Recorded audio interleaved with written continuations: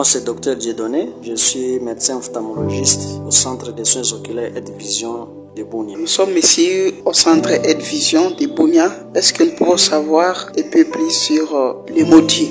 Les problèmes d'yeux, on en a de deux grands types. Nous avons les problèmes physiques et des problèmes anatomo-biologiques. Quand je parle de problèmes physiques, là, ça sous-entend la propriété de la réfraction. Ça signifie de comment est-ce que les rayons lumineux pénètrent l'œil pour qu'on voie bien. Ça concerne les lunettes et ainsi de suite.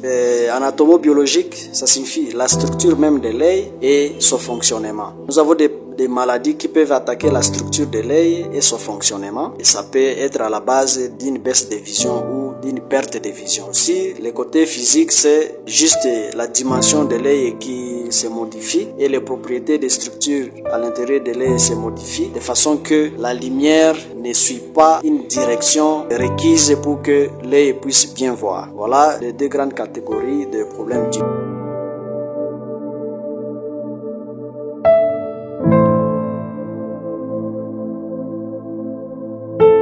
Nous pouvons savoir exactement comment on sent que son œil est malade. La première chose, c'est le malade lui-même, donc le porteur de l'œil, qui peut découvrir les problèmes d'yeux par des signes. Lorsqu'il présente des signes qui renseignent qu'il a un problème, à ce moment-là, il va se présenter chez le personnel soignant, chez les spécialistes pour savoir de quel problème il s'agit. Mais aussi, nous avons des problèmes d'yeux ou des maladies d'yeux qui commencent au niveau des yeux sans que la personne ne le sache. Donc, le début est insidieux. C'est au fil de l'évolution que le malade se rend compte qu'il est malade, tel que le glaucome. Le glaucome, c'est une maladie qui attaque les nerfs optiques et ça peut être accompagné d'une pression élevée d'yeux. Si la pression est très élevée, ça va entraîner des douleurs ou des halos colorés, donc arc-en-ciel. Là, le malade va venir pour se présenter auprès du médecin. Mais lorsque la tension n'est pas vraiment élevée, le malade va vivre comme d'habitude et alors que la maladie est en train d'évoluer. Et lorsque le malade va se présenter auprès du médecin, ça sera à un stade très avancé de la maladie, raison pour laquelle nous conseillons tout le monde de consulter une fois par an à cause de maladies insidieuses. Mais aussi, le malade peut sentir certains signes à la maison. Il y en a beaucoup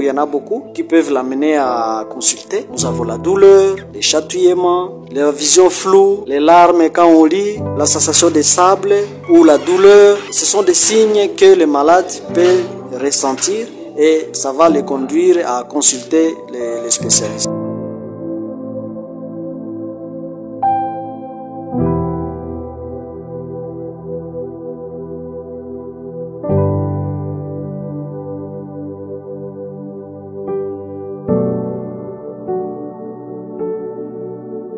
Il y a de ces gens-là à la maison, quand ils se sentent que leurs yeux font mal, ils se dirigent directement à la pharmacie. Ça pour autant savoir les causes, mais aussi les conséquences. À ce genre de personnes, quel message avez-vous?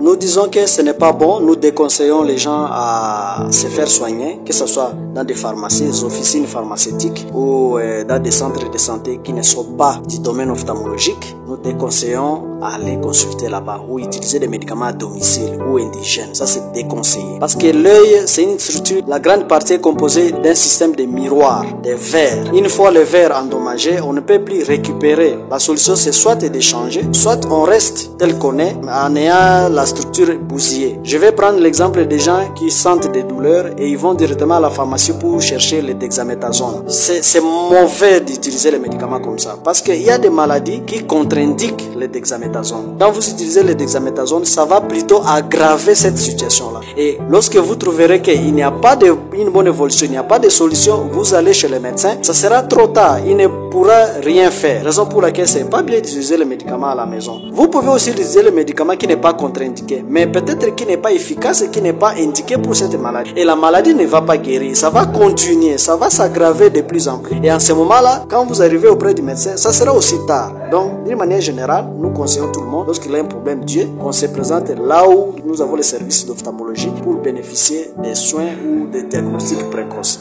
Et je ne sais pas quels sont évidemment quelques moyens de prévention. Alors la prévention, première chose, quand vous sentez quelque chose dans les yeux, ne pas se soigner, aller auprès des spécialistes. Ça, c'est un. Deuxième chose, chez les enfants, la prévention, laisser les enfants jouer dans des endroits spacieux, à l'extérieur, même 1 heure ou 2 heures de temps, pour que leurs yeux s'exercent à voir les choses éloignées, donc pour la vision de loin. Ne pas les séquestrer dans les maisons, parce que l'enfant qui ne joue pas dehors développe la myopie dans l'avenir. Ça, c'est pour les enfants. Maintenant, pour tout le monde, il faut se protéger contre les rayons lumineux forts, les rayons solaires ardents, les poussières et les traumatismes. Éviter les traumatismes. Donc, la projection des objets et les gens qui rigotent les bagages sur la moto ou bien le vélo. Et attention avec les élastiques qu'ils utilisent, qu'on appelle chambre à air, pour rigoter un bagage parce que ça peut se couper, ça frappe l'œil. Les bouchons des bouteilles. Quand on ouvre les bouteilles, il faut faire attention avec ces bouchons parce que ça peut frapper l'œil. Les objets qui se projettent par-ci par-là, il faut se protéger contre cela en portant des lunettes de protection. Il y a plusieurs types de lunettes, donc il faut porter les lunettes de protection pour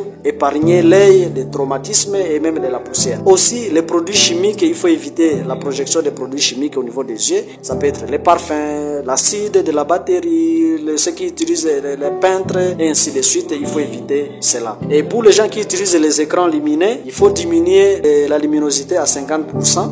Avoir le temps de cligner, ça suffit. La personne qui travaille sur l'ordinateur, qu'il trouve au moins chaque après 30 ou 45 minutes, qu'il trouve 5 minutes de faire autre chose au bureau, de façon qu'il peut cligner et puis qu'il peut mouiller l'œil afin que ça ne sèche pas. Et pour les enfants, il ne faut pas être trop rapproché des écrans. Donc, les écrans de télévision, au moins à 3 mètres des écrans, parce que quand on a un petit écran de 24 pouces, à 3 mètres, quand on est à 42, 5 mètres, quand on est à 64 pouces, il faut être vraiment plus éloigné parce que ces écrans-là dégagent aussi de l'énergie qui peuvent être nocives au niveau des yeux. Voilà un peu d'une manière ramassée la prévention donc, des yeux.